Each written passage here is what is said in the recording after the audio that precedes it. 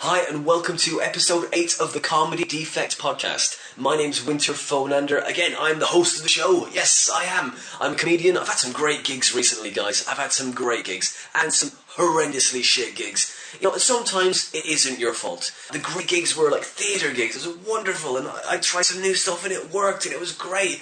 I took a chance and it was going really well. But then the terrible gigs have just been poorly organised gigs. You know, gigs you see a poster for and you go, oh, that's a nice poster. But a good poster doesn't necessarily denote a good gig. It really doesn't. Even a bad poster. Sometimes a bad poster, it might be representing a great gig, but you just don't know. That's the peaks and troughs of stand-up comedy. I've had an interesting week. I've been getting stuff ready. I had my birthday on the Saturday this week, on the 6th of August. I ate loads. Watched some stuff with my girlfriend, a really nice relaxing time. The next night, I've let the housework just not happen the last few months. So the night after my birthday, I was like, right, I've had a good time, I've enjoyed myself, I've had my birthday now, all the celebrations are over, okay, I need to start somewhere tidying this house. Because I developed this hoarder mentality where I didn't know where to start. So I went around with a box, collecting batteries, electrical stuff, and putting them in and go, right, okay, that's kind of half organised now, and then that's how I start. But it's all about starting. Life is all about starting. I realise that I'm moving out of the close that I live in, and I used to really like a close, but I've started to have some arguments with my neighbours. From the last podcast you might have heard, I had a bit of a tiff with my neighbour about cutting some branches. Well, the neighbour that lives next to him, we have a shared green in the close, the council own, and that neighbour decided to shave out, to mow, the bit of lawn that he can see in this massive green. And well, of course, what happened was the kids of the area saw this nice shaved or mowed bit of green and were playing on it. Well, the guy that mowed that bit of green went mental, and then the guy that told me to cut down the branches came out and they went at it big time. I was there with my popcorn. I was like, whoa, I'm so glad I'm moving out here soon. This place is getting weirder and weirder. It really is. Everyone is at each other's throats. I think it's the weather. I really do. People are beeping horses because it's so hot and close and humid. I think that's what it is. People just don't like it anymore. Maybe it's something to do with Brexit, I don't know. But hey, let's have a little bit of positivity. People have been telling me they're enjoying the podcast, they're subscribing, and that just gives me fuel. It inspires me. I'm enjoying making every one of these episodes as best as I possibly can. But if you want to donate to the podcast, you can find us on Patreon, and we're there. Just go to Patreon, type in The Comedy Defect Podcast, and we're there. Donate as much or as little as you want. But if you can't kick back something to us, just leave us a nice review on iTunes or Podbean. That's great too. Or tweet us. We're on Twitter at The Comedy Defect. And you can also find me on Twitter at Winter Phonander. If you want to see my live dates for my stand-up, I'm on winterphonander.com for my live gig dates. In this episode, we speak to Peter Ford. Peter Ford is a very funny stand-up. He's a member of Toastmasters International. If you don't know what Toastmasters International is, they do after-dinner speaking, like for weddings, receptions, a bit like corporate work. But Peter is a very funny guy. We got talking about his life, some gigs, some TV he's been on. We got talking about some TV I've been on, some horrendous stuff. But we had a lot of fun speaking, so I'm not going to talk anymore. I'm just going to introduce the wonderful, the very loquacious Mr. Peter Ford.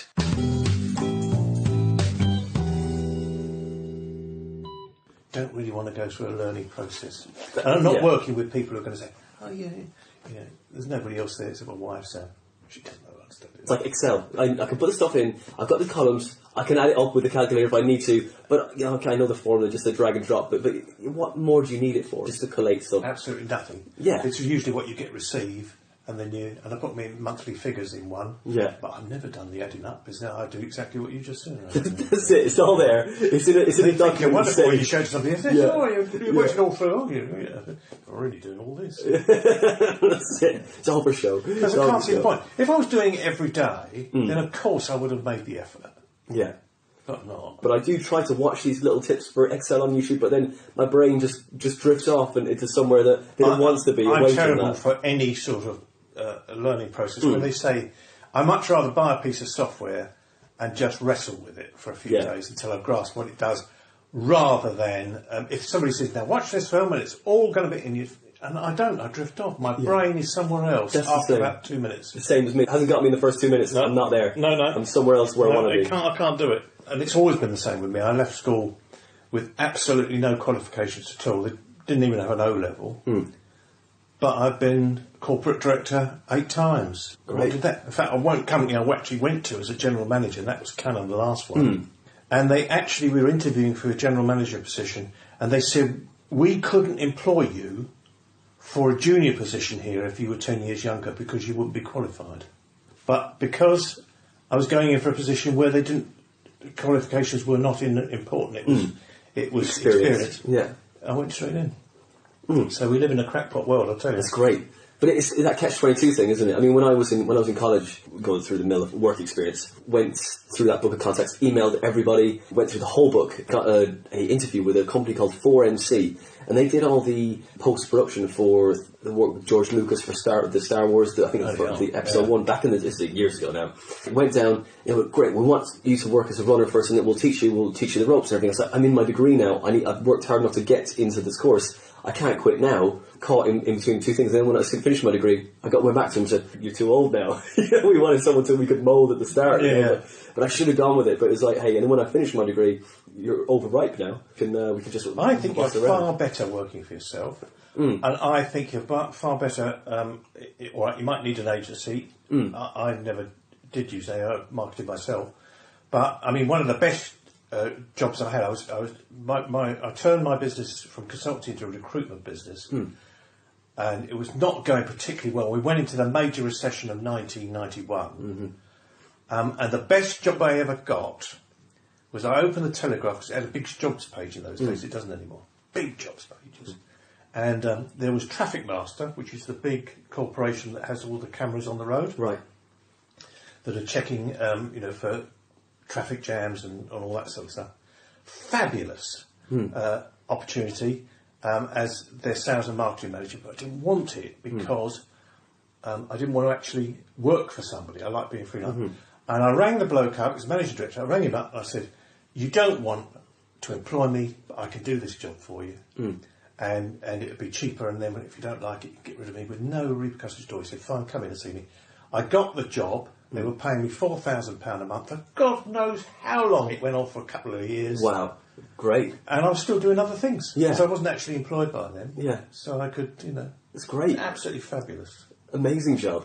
Well, it was really more to the point of saying, look, I don't want to actually be an employee. Yeah. And you don't really want employees because there's so much regulation to prevent you getting rid of people. All right, they have to be with you a year or two, but nonetheless, it's still a paraphernalia. So why not just let me do it? Yeah. And I'll tell you exactly what I'm going to do. And he said, well, how? And I said, well, I'm actually going to give you an activity forecast every month. So I'm going to tell you exactly what I'm going to be doing and when. And that's what I did. And I had to put these devices, because they want to sell these devices that pick up the transmissions from these things on the road. So in those days, it was things like traffic jam detectors on your dashboard. There was early sat-nav, all that sort of stuff. And all I did was to go and see all the big major players. There was Curry's and all that sort of thing, because I was always used to doing all that. Stuck it all in there, so it was on sale everywhere, and that's all I had to do. That's great. Yeah. That's £4,000 a month. That's great. That's great money. Oh yeah. Bloody hell! Wow. I was even a managing director of a major company part time, and I was driving back, and this doesn't happen very often. Driving back one day on the A40 with the president, the group president, and I only had a Volvo. I had a Volvo, which I noticed is new, but it was cracking on a bit then. It was a bit old. I'd had it about 6 or 7 years, I suppose, and it was a bit old. And I was managing director by appointment of this. Are we recording all this? Yeah, yes. Well, shit! All right, no, that's fine. That's good. Is that okay? It's good. No, I'm into it. I'm like, because you're talking about your Volvo. Go on. Yeah. Well, it was just that we passed a main Jaguar. I said, well, I'm going to go in there next month. He said, I said, and I'm going to. I've got an arrangement to lease one of those. And I said, I won't get a new one, but I think I will. Yeah. I've been hankering for one because I had one before, and I was hankering for one. And he just said, go and get a new one, get it on us. Great. Now, I swear to you, how often does that happen in your life? Never. All I know is I broke wind. I don't think I could say anything more. Then when I realised that the price I quoted him wasn't quite enough, oh, right. it had to, because a car with air conditioning then, or climate control, was quite a bit more, several thousand. Yeah. But I didn't want to go back and ask them in case he said, well, don't be fucking stupid, I'm not really going taking the piss now, I'm not really going to give you it. I didn't want to ask him, so I have the one without. And I boiled in that car for about 5 years. It was wonderful, though. Oh, great. Yeah, I remember the Germans coming over, because it was German, and they all sat in the car, and they said, well, get on the air conditioning. And I said, it hasn't actually got. No. So I guess that's great. Was that for the? And that was for the. Was that the traffic company you were working for? No. What was that for? This was for a company that you may not be old enough to know, but certainly your parents would. Is Olympia, and Olympia was one of the biggest typewriter companies in the world. And manufacturers. My old man had a camera that was Olympia as well. Was that? And that was Olympus. Oh, sorry. My son was with them. But no, Olympia was a typewriter manufacturer. Okay. Very famous one in its day. Probably second only to IBM in the world. It was a massive company, absolutely massive. But not when I joined it. It was already on the way out. And people were going to typewriters. And I made it. What I did was buy on their behalf. I bought a factory in Slough Trading Estate, and we started to assemble PCs. That's how we got. This company was very famous at its time, but not when I got it. It was quite small. There was about 50 people working there, that was all. So it was quite small. But in its time, it was really glamorous. In fact, the head office building that I first went to had been built in 1989 by them, still in decline. And then they went further into decline, and it was like this huge modern building. It was about 30,000 or 40,000 square feet, with a pool, not a swimming pool, but a fish pool right in the middle of it. Massive building, well, at least to me it was massive. It's like something out of a James Bond villain movie, isn't it? But 3/4 of it was empty. And did they clean the pool? Was it Oh, yeah, no, we had a little man that did that. Oh, yeah? But it was, I was fishing there, yeah. But the rest of this building was empty, nothing in there at all. And we were trying to land, I'm going to broadcast it because it doesn't matter now, we were trying to land the Macro account. Macro was going to buy PCs from us, and they did. And we was right around, and our head office was very impressive. It was this huge head office, but there was nobody in it. We only had about 12 staff. So at that moment, there was just a huge building. Yeah. But we had to make it look busy. Of course. It's like a Family Guy episode. Lots of desktop work to do, shopping papers. The plan was that we would ring, and I think you've got to be a comedian to work these things out. The plan was we had to ring each other on internal phones, so all the phones were ringing, because they were never ringing normally. Yeah. Every phone in the building was ringing. Brilliant. Then on the far side of the building, you could see across the quadrangle where we weren't going to take these guests that were coming to visit us. We wanted people to be walking backwards and forwards holding pieces of paper. So they were marching backwards and forwards through this area, which we weren't even paying council rates on at that area at the moment, because it was we were officially allowed to close it. Yeah. We had them walking past. And then we had all the phones ringing. And we landed this contract on the premise that we were this massively busy company. And then when they left, it all went silent. It's like you're directing film, isn't it? Even reception, the whole set. Even reception was automatic. We had this great reception area with these banks of phones for the receptionist to use. Yeah. When there was nobody, we didn't need it. We didn't use it. Yeah. So we had two receptionists who then were going to appear upstairs without being recognised, who were down there, and they had to pick up this phone which wasn't connected. Yeah. And so we have our guest. Brilliant. Absolutely fabulous. That's funny. Yeah. The great thing is about being a receptionist, no one really pays you much attention anyway, do they really? But just blend in nicely. Well, we did. We made for Macro, it was our biggest customer. Wow. Right up to... That's great. That's great. That's a great story, yeah. And so, how long did you have them? Macro? Yeah. For years. Yeah. Years, right until the company finally went into freefall and died. Yeah. We had Macro, we had the catalogue companies. We made PCs, for personal computers. We made them on benches on like a production line, and they were screwing them together, and that's what we did. But of course the margin, without getting boring now, the margin was so tiny that it wasn't going to be enough, even though we were selling about 6 million quid's worth a year. We weren't. We were making trash rooms. Once you have a big company like that, other companies go, oh, these guys are looking after this company, and then other people, they all come towards the light. Oh, we work with Macro, and then you build up your portfolio, and then people just knock on your door. Then almost. We became quite well known for a certain type of PC, which was a budget price that was normally sold to people usually that they would be paying through the catalogue companies. They were like Universal and Grattan's we supply. Yeah. So they would be paying like £5 a week or whatever it was for this bloody computer. That was the niche we found ourselves, because when we went into the likes of Currys and Dixon's, they went, not another manufacturer of PCs, no thanks. We're not interested at all. So, not even if they saw you, it was literally, like.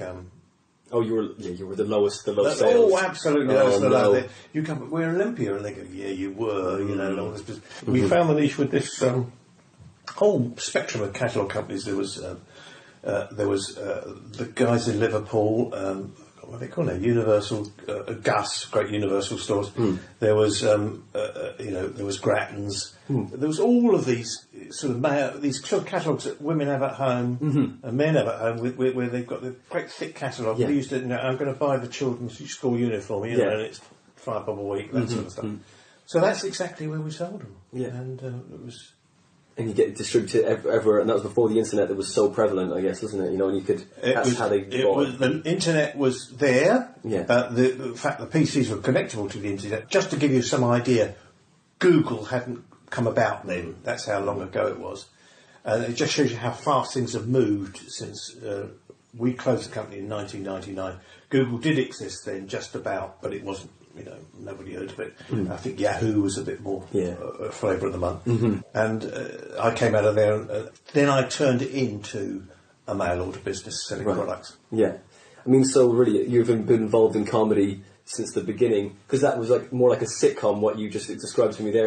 Was going right, okay, you were the phone, right, go. And then upstairs, and then you were just people bustling around so much, trying to look busy and look like, that this is a thriving company that, everyone wants a piece of.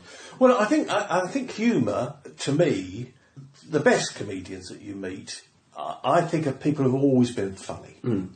And it's possibly, in my case, certainly, it was when I was a kid, it was how I fitted in. I wasn't very sporty. As you can probably know. I wasn't very sporty, and therefore, to fit in, I became the comic turn. So whenever you were out with a group of mates, you were the funny one, making the jokes. Because you become so, if the word is impregnated really, with that as a formula, you do it all your life.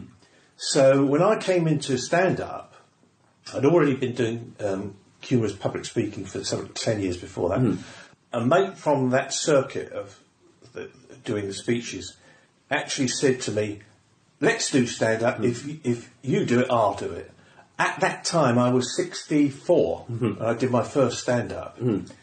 And I absolutely cracked myself. I have never known fear like it. I don't want to put anybody off who's listening to this, who would say, but I've never known fear like it, because for 2 weeks, never worried about such things before. 2 weeks before, I thought, why? Every day I would wake up and I go, why am I going to do this? It's madness. I'm going to do 10 minutes and they're all going to be deadly silent, and it's going to be an absolute nightmare. And then I indoctrinated myself that it was going to be 10 minutes of silence, it was going to be a disaster, I was going to absolutely bomb, but that's okay, it was only 10 minutes. And I think I don't know if that's what happened to you. I was filled with fear completely, but I did a course for 20 quid, and at the end of the course I had a showcase, and I was supposed to only do... I did those. I was only supposed to do 5 minutes. This is years ago, so a long time ago. Who did your course? A guy called Jack Milner. It was in East 15. He was on the circuit, but then he said he couldn't do it anymore because he started to hate the audience. So he was taught then, Oh, he couldn't do stand-up anymore? No, he just couldn't do it. He said he could teach it, but he would not step foot on stage again because he just had such resentment for the audience. So he does lots of corporate stuff now, in workshops and team building stuff. When they go away and do stand up to kind of gel everyone together. And he was trying to teach us the formulaic way, and that didn't work for me. But as I say, I was like you. I was filled with fear, and then I was supposed to do 5 minutes. I did 20. Oh, that's fabulous. I mean, I did do Logan Murray's course, and I have to say he's just fabulous. I don't know what I learned. I won't say that I learnt an awful lot or didn't learn. I'm not sure. But what I am sure of, it was the best fun of several weeks, because it was like a 1 day a week. Yeah. And went on for several weeks. And it was the best fun I've had in years. So funny, and he's still a friend today. It was absolutely hilarious. And some of the best comedians that are on the circuit, Fred Frenzy. Yes, of course. He's Logan Murray. Did he do it with you? No, he was in the previous year. But there's tons of them that did it. Anybody who fancies doing this, or fancies doing the course first, Logan Murray, can't knock him. Was that the one in Tring? I heard that it's great because you can go back to him, can't you, and say and he helps you out. You would think that once he's had your money and that's it, he's not interested. You can ring him up any time. He loves doing it. He loves comedy. I mean, he's a high flyer at the courses. So in other words, he's doing them all over the world. And he's written books and everything. But the great thing about him is you can ring him up and say, "No, I'm not sure about this." And he'll actually say, "Well, if you're free tomorrow, you can come round." Great. So absolutely fabulous bloke. Yeah. And that helped because you do 3 gigs in a night with that. Yeah. You do one pub, then another pub, then another pub. Well, it may have been 4, and that's fabulous. But you know this from doing it yourself, that the drug is when you get laughs. Of course. If you can have 2 or 3 bad nights, and you'll think, "Oh, come on, we're doing this madness," and then you'll have a good night where the audience rocks with laughter, and you live off that in your mind, don't you? For days, you run through it. When you're going to sleep, you're not dreaming of sex anymore. You're going, I have a fantasy about the barmaid across the road. You're not doing any of that anymore. You're thinking, "I'll just run through that 10 minutes again." Yeah. That's it. Just absolutely fabulous, and it's the same now, 6 years on. And then you try and explain it to your other half, and she's like, "Yeah, okay, whatever." Oh, my wife hates it. Never seen me do it. Never seen me do it. Yeah. Loathes it. Right. Loathes the very thought of me doing it. And so does my son. I mean, it doesn't mean that they don't. They once said, "Oh, I'm quite proud of you doing it, but we want to watch you." Too much. Too much. They're going through it with you. Yeah. The torment that you had for your first gig, they're going with that every gig. And they think they might mention them, I suppose. And of course, they do a lot of wife jokes. Oh, of course, yeah. Which would be if she knew, she won't. It was absolutely suicidal, Yeah. And of course, they do a lot of sex jokes. Well, because my wife's a little old lady, she wondered what the fuck was going on. I'm talking about Viagra. Well, she'd have apoplexy. And you don't want to do that thing as well. She's in the audience and winking to her after every sex joke, isn't it? Ain't that right? Oh, yeah, good one there, right? I mean, it just wouldn't bear thinking about. So, and of course I swear, not terribly badly, but I do F and do a lot of Fs, and she would be mortified. I'm sorry, but my wife is like a little old lady, and she's not a little old lady, but she really, it would be apoplexy. She would die on the spot. You've got to protect the family, haven't you? That's it. You've got to, this is something you do in a private way. It's like porn. You're on your own, but you're not going to. It's like porn. If you do it, don't mention it. Yeah. But it's exactly the same syndrome. You can't actually mention it because the embarrassment would be too huge. They would never get over it. Of course. I'm not into porn, by the way. That's by the way. I used to bring my girlfriend to gigs. I had to stop because she's so scathing about my act. If I haven't done as well as I should do, I only bring her to the gigs when I feel like that I'm feeling strong in my comedy at the moment. All the stuff that I've been writing recently is nailed down, and then I'll bring her, because otherwise she'll crush my self-esteem and confidence, which she likes doing anyway. Because we've been together for like a while. That's the sad part, isn't it? When the magic goes out of a relationship, usually 10 minutes after you meet. Yes, it's what's it name? It's no good. From then on, it's just hell, isn't it? Yeah, they're not the slightest bit interested. They know you. They know how to hurt you. Usually they might say, "Oh yeah, you were funny last night." Then if you're having an argument about something, well, at least I don't stand up in front of you. So it's a nightmare. Yeah, it's an absolute nightmare. It's got to be a secret world that you occupy. Stand up, I think. I did some writing with Chris yesterday, Mr. Norman Walker. Just up the road. And is he up the Borough Road? Yeah, he's in St Albans, isn't he? Right, just down 10 minutes down the road. There was just some sort of story that we were bantering about, and I woke up this morning that my missus, she was on the way to work and she just popped in. And she's, and I was just telling her this story. She was so not interested, because the first thing out of my mouth in the morning was about comedy. And she's like, "Yeah, fine, I'll see you downstairs, okay?"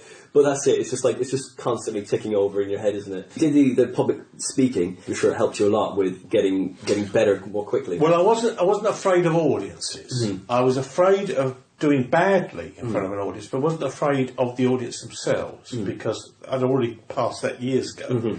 So that didn't worry me. I suppose the thing was that you've got to do two things if you're starting out stand-up comedy. You've got to get up in front of people. Secondly, you've got to make them laugh. Well, I only had to do the make them laugh bit. The getting up in front of people didn't frighten me at all. And I wasn't particularly funny to begin with. You know, you struggle. My timing was always good. That's gone right back to childhood. The timing was right on the money, but the content was shit. And you know, you were struggling. And you might have a polite audience. I did a polite audience in Surrey, and they're all smiling away. and that's even worse than the people sitting there going, wanker. That's it. Your emotional response out of them, if the polite smile, is sometimes I think they just don't get it. They just they're not sure how to respond, are they? No. Well, also, haven't you found this? I had a bloke, this is a typical example. I did a gig at it was a club, like a... Which one's that? One in a side street, residential area. Is it... it's like it's deceiving for the front, I know tiny which one front, you mean. and it's big long at the back. I think, is that in the town centre? Or is that in... No, is it like an estate area? I think it's like a residential area with older houses... And there's this club in the middle of it, and it was, I forgot, Hemel Hempstead's social club or something. Was it Lee Bryant that run that?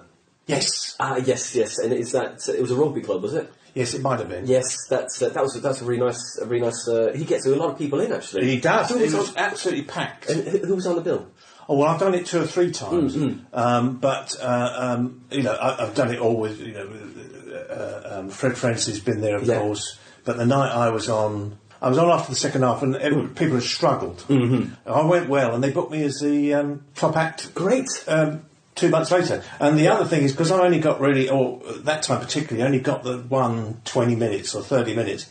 They fucking got it again. This is better. What with feeling this time? You love me, I'm back again. And they still laughed. I mean, there was see all the familiar faces, and they still laughed, so it was all right. That's always the worry, isn't it? It's like, oh no, I've recognised some. You know, as I say, you recognise the faces. Oh God, they're going to get the same old act. Yeah. But there was one bloke, and I think this is a very typical thing, and I don't know if you've come across this before, and he was staring at me with menace all the way through. Didn't laugh at all. Not at all. Didn't even smile. I thought, yeah. And he came up afterwards. I thought he's going to punch me in the face. He was going to say, you know, this was... And he went, fabulous. Do you do private booking? Brilliant. Absolutely swear to you. Yeah. And yet he did, staring, and grimacing, and like, you know, it's not even a hint of a smile. Yeah. And you're like, I've never known you've enjoyed it. Yeah, when they walk towards you, you think, oh my God, he's going to give me... Here we go. Now, this was... but I did one, only took a couple of months ago, and I really went bill. And believe it or not, Logan Murray was on the bill. He was top of the bill, and it really went well. And this woman came up and said, "You were very, very funny. I wish you hadn't said the fuck word though." She said, "Or the F word." And you think, oh God Almighty! Why did you come to a stand-up gig if you haven't heard it before? Can you not just say you did great? End of the critique. Yeah, that's it. Don't mention it. That's how I use the F word. So what? Yeah, that's it. It needed it, maybe. It needed it at that moment. Where was that private party that you did? Was it a wedding or something, or what was it? No, that was a school charity. Right. Yeah. School charity. Was it Hemel as well?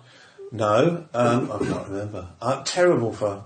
and how did you feel about... Because when you say, oh, it's in a school... Oh, great, okay, so how... Well, I'd done it before. I'd done it the year before, went well. They rebooked me.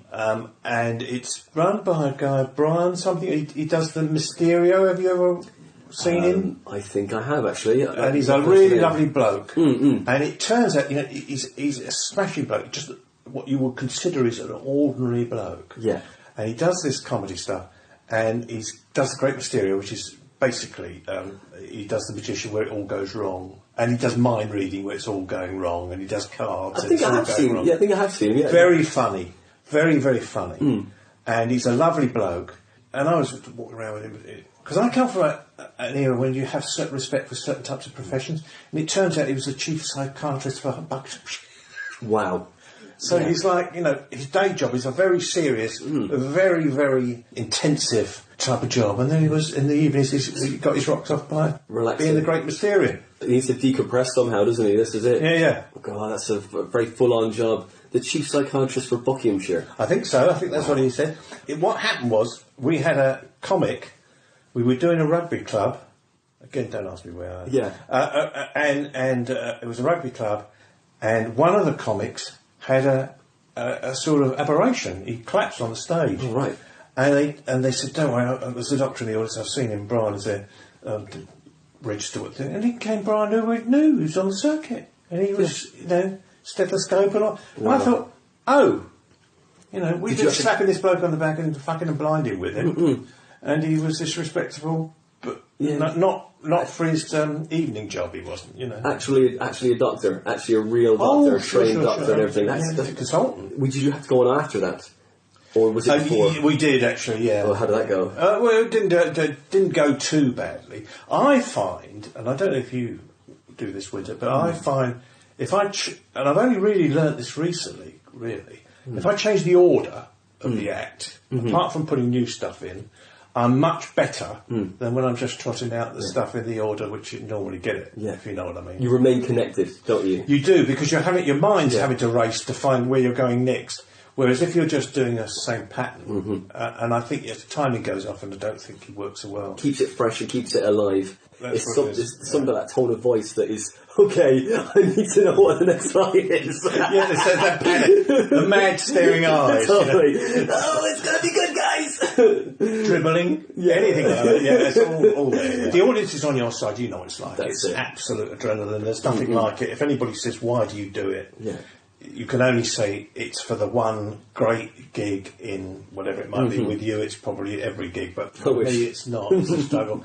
And if it's a good gig, then it's the best thing in the world. You have to try and keep it fresh for yourself to keep the ball in the air, to keep it alive. Some acts that go up there, they've been on a circuit for a while, and they just see the room and go, oh well, this is going to be terrible. They give up, and I think they do. They just want to get through it. It kind of annoys me a little bit. It's like everywhere you got to fight. This is not one of the most important places to fight for the night itself, rather than just go up there and go, oh well, this is going to be terrible. You've seen Chris Norton. I mean, absolutely superb at it. And he's a big guy as well. Oh, he's big. You're not going to have any trouble. And that's it. It's like, and then he's a big energy, big guy. They're going to pay attention, you know. When you see the headliners go up and they just go up and they do their thing, and they take their time, and because they're usually tall guys that just take their time and say, okay, fine, we're going to go through this, and then it's going to just be all nuance and just drop it in there. But they're so confident. That's it. It's that massive confidence which gives them total control over the room, and they've got it every single time. And if you see certain guys doing it, you just know that they're going to smash it, no matter what. And it's what's worse is if you've gone badly, and maybe one or two others have gone badly, and they get up and you think, well, look, no one's going to win tonight, and they get up and they absolutely rock the room, and you think, oh my God. Yeah, that's it. Don't you hate them? That's it. Yeah, it does.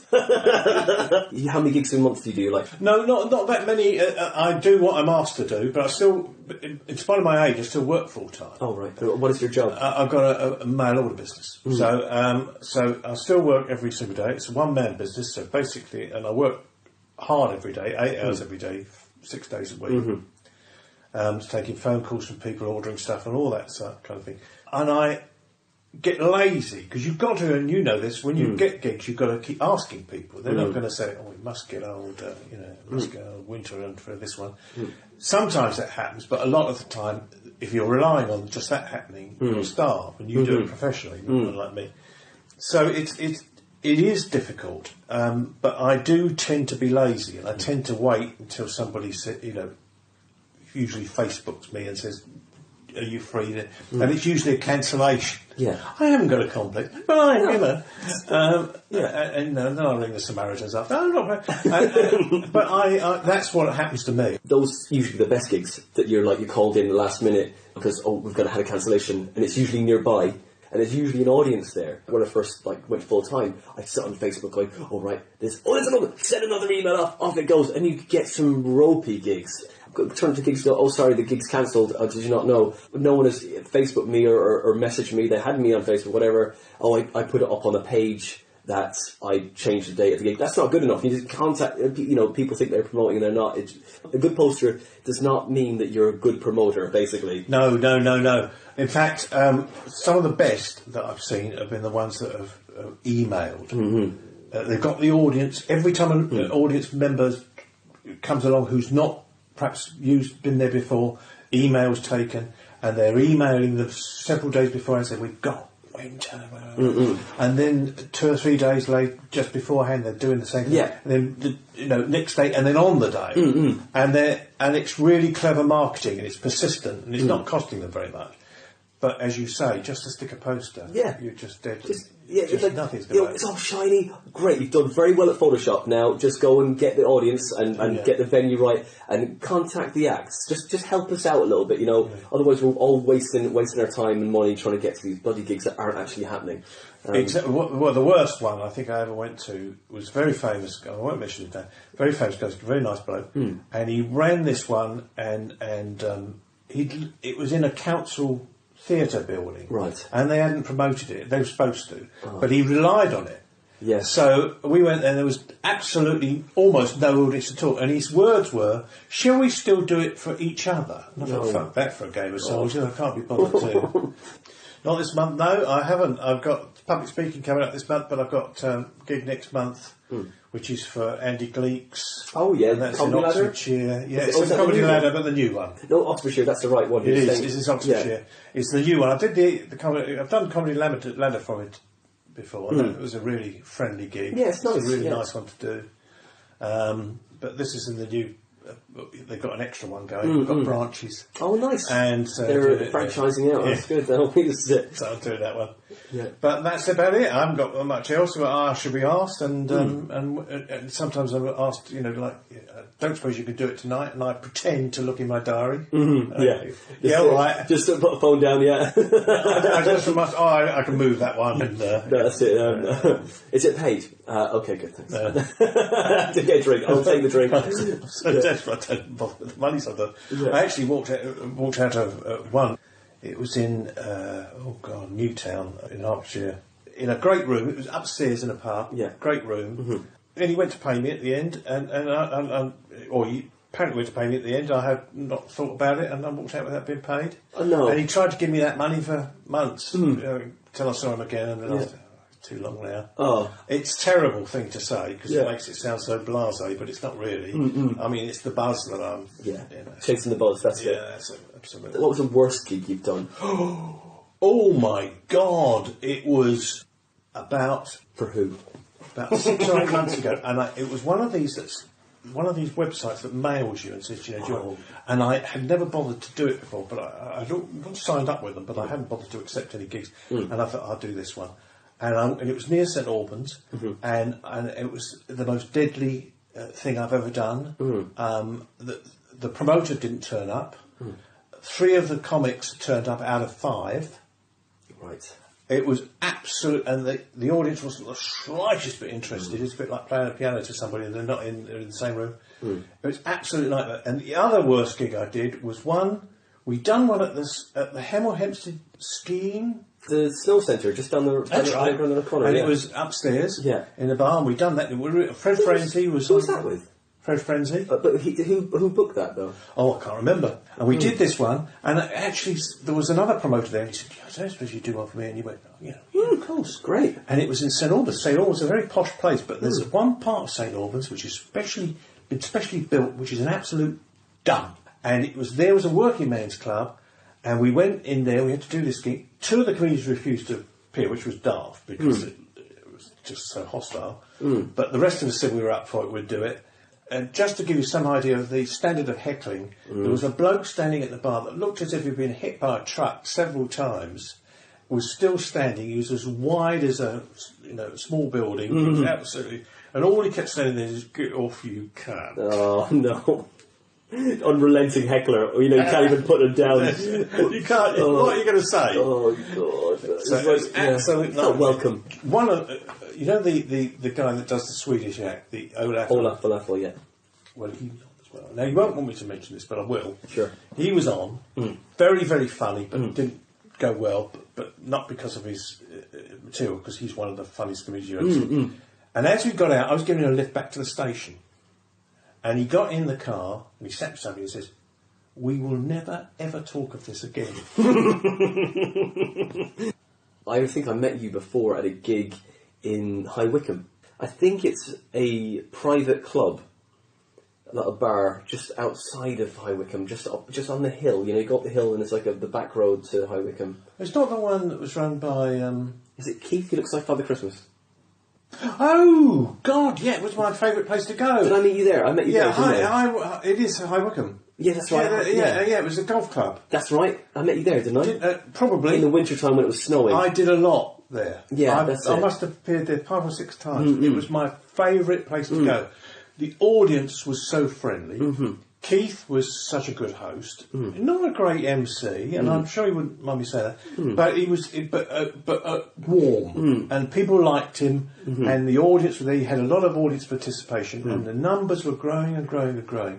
It's becoming a real popular place to be. And then, for reasons like so many of these pubs, the audience started to fall away quite rapidly, and he finished it. But it was a shame because it was just it's going so well. Such a place to go. It was, if you needed your ego boosted because you had 1 or 2 bad ones, go there and you knew you were going to get a friendly audience if you were bad, and if you were doing a half decent job of it, they were really they were up for it. And he had a stage at the end, but there wasn't a stage at the end. But just to show you how good it was at one time, the average audience was 70 to 80. Oh man, it was absolutely jammed. You really felt this is where you always wanted to be. Yeah, because it was such fun. It struggled at the end, but it was one of the most successful. Yeah, great place to do it. Yeah, and great place for you to start because he would put new people up as well, and you could have people because you knew that even if it's and there are some comedians out there, we know this, that are absolute wankers and they shouldn't be doing it because they're not funny at all. The material's rotten and they've got no timing and it's all over the place. But if you were like that, you'd still get an audience which would receive you and they would laugh politely. You would at least get off not saying, I must ring the Samaritans before I jump off the chair. It's going to feel worse than I am if I was being in. The worst gig I had was in Galway. Years ago. Oh my God, it was packed out. Oh wow, absolutely packed. Was this an early one? Oh, this is really early. I was only done about 30 gigs or so, and I was going through my Bill Hicks phase. I walked on, and the guys that were on before me were big in Ireland. Like Carl Spain was the MC. He is an amazing MC. Like I didn't want to go on. I was like, this guy's too good. I want to keep watching him. I don't want to do anything. I was in the middle. I got an applause on. Not one laugh did I get. I didn't even get an applause off. I could hear the sound of my own footsteps. It was full! It was so full! So full, Peter. It was just like there were people sitting on top of each other. I did not sleep that night. One of those, it's the worst death I've ever had. It's the humiliation. Yeah. It's not just humiliation on the night. It's you think people are staring at you in the street the day after. Recognise you. They're going, that is the arsehole. Yeah. That was the one I was telling you about last night. And you think, oh no. No, it's happened to me far too much. But there are some people out there who are absolute stinkers. And I want to say that because it makes me feel good. Yeah. There are some people out there that are absolute stinkers. They've been doing it a while sometimes and they're just not funny. And you don't know how they get booked, but they do, and they go on and they're dreadful. Yeah. They're absolutely dreadful. You think, why are you doing this? You're not good at it. Go and do something else, you know. Paint and decorate or something, There's an awful lot of them out there. No self-awareness, basically. No. Now, when you get to a stage of like doing enough gigs and you go, okay, this isn't going well, and you know that it's not going well, and you can salvage something from the wreckage of a bad gig. Sometimes you get a round of applause in a death. You're like, how did that happen? I never thought that would have happened. I got 2 rounds of applause and I didn't even do a joke. It's like, I think the round of applause is thank you. You got us out of this hole. You stopped us feeling so horrible for you. Thank you so much. It's a charity clap, really, isn't it? Giving a round of applause is giving you too much. They weren't going to give you a standing ovation, but it was like, oh, thank you. Thank you, you knew it too. It happens. It happens quite frequently, doesn't it? Because it's not easy, and because things like that are so frightening, that is why you do it, really. Because you're doing something that other people can't do. It's a bit like the sort of bloke, it's a gymnast, and he goes, like this in front, or the bloke that could always pull birds. You know the type when you're a young man, silver tongue, and he just walks into a room and he goes hello, and they goes ha ha, and then you walk in behind and go hello, and they all go, oh god, is this guy? It's just like that because you can do it, and others can't. That's what makes it so so important, really. The rival to Sky. Yeah. at the time, that were going back, 15, 16 years, was a company called On Digital. Okay. Now, On Digital, and just this will remind you, before the Monkey did the tea commercial, they were doing that. Okay. That's where the Brooke Bond actually took them from. Yes, right. I remember the advert. Right, well, he followed us. We did the one where people were being sort of in their own home on digital. And because, again, my wife can be very funny, we were cracking gags doing this. We were filmed, we were asked. I don't know quite, because we bought the thing, I suppose. We bought on digital. They had contacted, said, I don't suppose you'd... They came down to our house to do a prelim, which was like they come down with just a portable camera, just to see whether you possibly could be suitable. Then they contacted, said, we're going to do it. They bring all the cameras and lights into your house, everything. There's a big truck outside, you know. Almost had a sandwich shop for the bloody crew. Yeah. It was that kind of big commercial. We did one. We were funny, because we can be. And they booked us, we did 2 or 3, 4 more. Wow. And they were paying us. Great. Yeah. And it was absolutely fantastic. And I've still got they're on VCR tapes. I've still got these bloody tapes. Yeah. I looked for them to think that somebody might have uploaded them to YouTube. Yeah. But of course they hadn't, because they wouldn't. But, you know, that was my claim to fame. And that we were recognised, not so much in the street. I remember at the swimming pool or something, that somebody said, saw you on television. You know, so it was really a claim to fame. Famous for 5 minutes. So this is the route I want to go. Do you know what? Like, I always wanted to be involved in some sort of performance, but I didn't know what. I knew that I was like you, and like I know it's a cliche thing. It's like, you know, in school I was, you know, the class clown. I was talking to another comic about this earlier, and I said that because I didn't have any mates in school, I was always the weird one, and with the name like Winter, I was the weird one, and I was definitely the odd one of the group, and so it made me act out and be silly, to be stupid and like be mental and be a joker. You're saying that, you know, the timing. I had the broadcast, you know, so I kind of go, hey, how you doing? Okay, you're not looking interested. Okay, we're going to do something else. So I was the clown. I wasn't just a clown, but I was like, it was all outgoing. And I just work off facial expressions because I knew they weren't going to have a conversation with me. So I just do something because I need to talk. I think comedy gets you out of jam. Yeah. I tell you the worst jam it got me out of. Yeah. I was a very big business machine manufacturer. And we used to, every month, have this meeting. And I never really quite knew what was going on in the figures department in particular. So when they would say, you know, and every month we used to have to get up with a overhead projector in those days, and we used to, they would show, your figures would come up on a screen, and you would have to explain all about the figures, like expenditure. They might say, what's this expenditure? And you're supposed to know, you know. And it was always my undoing, because I had a great look of authority, but I had what was going on in my brain was not a lot. Yeah. So I would... Cool on the outside. Yeah, that's right. Sweating on the inside. Yes, so I got up, and these figures were awful. I can only describe them as we spent too much, we hadn't sold enough. Yeah. It was terrible. So I had to get up, and all I did is I walked to the front, I said, these figures have given me a tremendously warm feeling, and the place would suck. I think, what is this arsehole? You know, these figures are awful. I said, the sort of warm feeling you get when you shit yourself.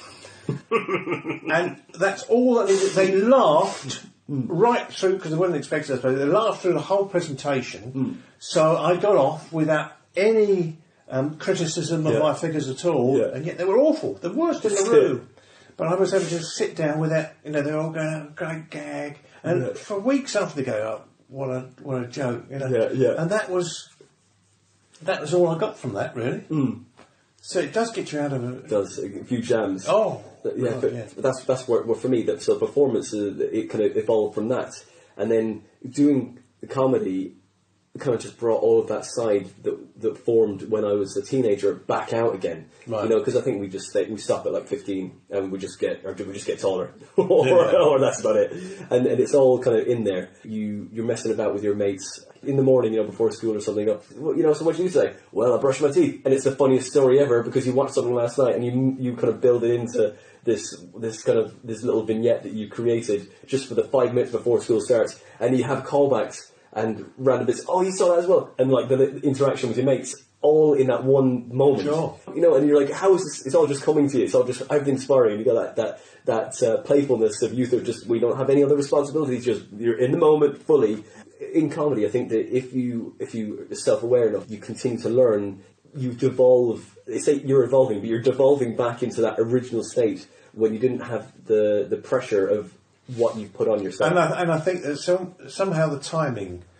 I remember going to a speakers club and they said, "Sort of want you to do a speech next week and want you to talk about comic timing because and I had never ever realised either that I got it or how you analyse it or even what it was, but I was doing it, and I think that's a very interesting factor because it's not the content.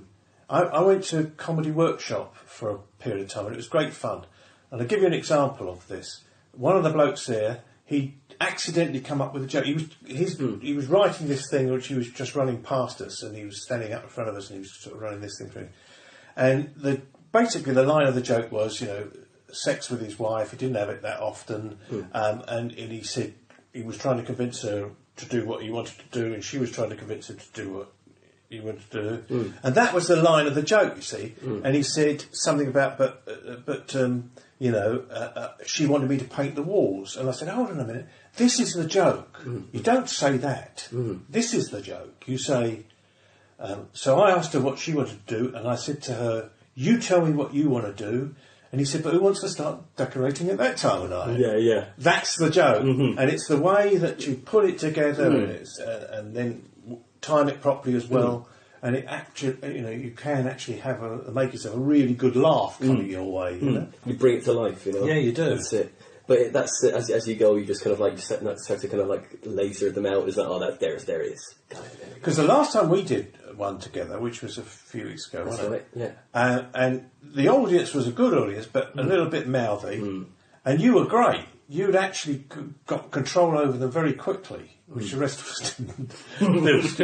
But you actually got control over them very quickly, because there was one bloke there, wasn't he? He was particularly, not nasty, he was enjoying himself, but he was just constantly interrupting. Yeah. And doing it quietly as well. Yeah. So just going, oh, you know, Yeah. just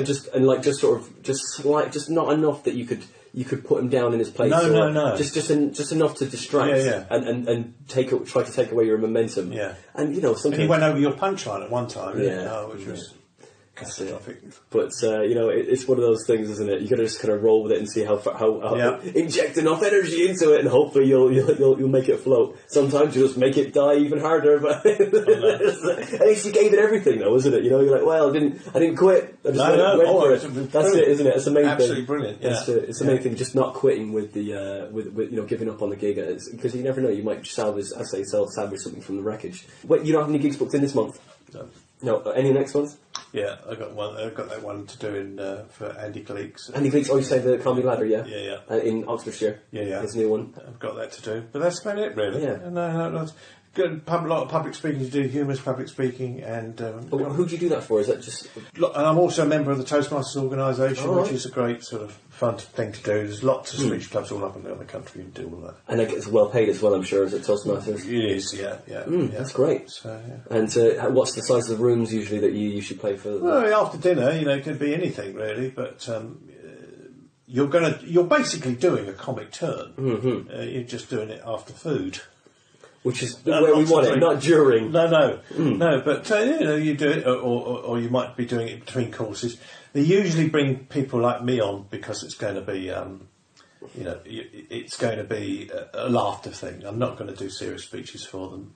They might have had the serious speeches, but they're going to bring you on at the end for the entertainment. You know. And what's the is there an age limit to get on Toastmasters, or do you have to... No, Toastmasters basically is a club where you learn to do speaking, but that leads you out to to doing it for other people. And you're either doing, some of the people that I know doing motivational speaking, but I do the after dinner stuff. Right. Yeah. Done one of them recently, or? Yeah, I do them all the time. Oh, yeah, a couple of days ago. Yeah. Where'd you go with that? That was Markgate. And who was that for? Did you have to, let's say, or? No, I'd rather, but okay, but no, enjoyable. Yeah, because that flexes your comedy muscles anyway, doesn't it? You don't need to. It's sort of where you get the hunger for it. I think in the first place. Yeah, absolutely. You're still getting the laughs and getting the fix. So and you're getting paid as well. Sure, and you get fed. Yeah, great, and you get the good food as well, rather than the bucket of chips and the burger. Yeah, sure. That's good. All right, well, Peter, thanks for coming on the show. Thank you. I enjoyed this. Yeah, it's been enormous fun. And I like meeting your dog. Yeah, he's great. The listeners can't see him. It's absolutely beautiful. He is. He's a black lab. It's a bit bloody noisy though sometimes. Oh, bless him. Yeah. Lovely dog. So your next gig is in the Comedy Ladder in Oxfordshire. Yeah. So what date is that? Don't know. Comedy Ladder, you'll find it on the Comedy Ladder, isn't it? I am featured. I've been asked for a byline, which I didn't have one. Yeah. They said, "Can you give us a line that say something in the press has said about you?" Mm-hmm. And I thought that's going to be bloody difficult. I've never been reviewed. Yeah. And then I had to ask a couple of other comics. So I asked Fred Frenzy to say something nice about me, and Logan Murray. Yeah. And they both did, thank God. That's great. They're going to put that good quote under me saying, Peter Ford and Logan Murray says so. Yeah. But he had to be asked. That's all right. Or perhaps he couldn't be asked. I can't remember what. Yeah. And what was your quote from Logan? I can't remember. Oh, no. At least he didn't say one to watch. No. Whatever that means. I'm terrible. I mean, this is one thing that when you play this back, it's going to be awful. Is all the things I couldn't remember. I won't know those. No. But it's an age thing, and you can't, whereas you could always remember people and places and dates, all of that goes out of your head completely. So you just sit there and when somebody says, "Where are you going?" Oh, Christ knows, Yeah. So that is a problem, I'm afraid. It will come to you eventually, Winter. No.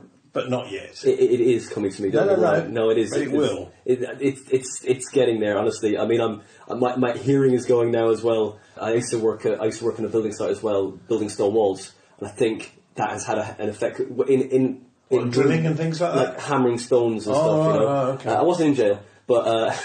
It felt like it sometimes, a stonemason, building stone walls and dry stone and wet stone and all that. In rooms where there's more than one person, I find it difficult to focus on the people, even they're sitting next to me. That's what I find difficult. But maybe it's selective hearing, though. Maybe that's because I'm getting married, and maybe that's what I'm working up to. You won't listen at all then. That's it. Yes, dear. That's what you say. Learn sign language. Yes. Oh, yeah. Okay. Yeah. And when they talk from the kitchen. They know you can't hear them. The idea is if you're working, because I work in the front of the house, you have to get up and say, "What was it they said?" Yeah. And so now I don't. I think it's an age thing where you think, "Well, I'm not going to get up for this. I'll just go yes." Just agree. Yeah. I go, "Yeah, all right." Yeah. And you think, "Oh, right, okay." Yeah. I'll get it again later anyway, so it's fine, isn't it? Didn't hear a word of that. Yeah. Are you listening to me? Yes, I'm listening to you, Darling. Yes, I got every word. Well, Peter, thanks for coming on the show. Pleasure. Thank you very much. Thank you, Winter. Great pleasure. Thank you.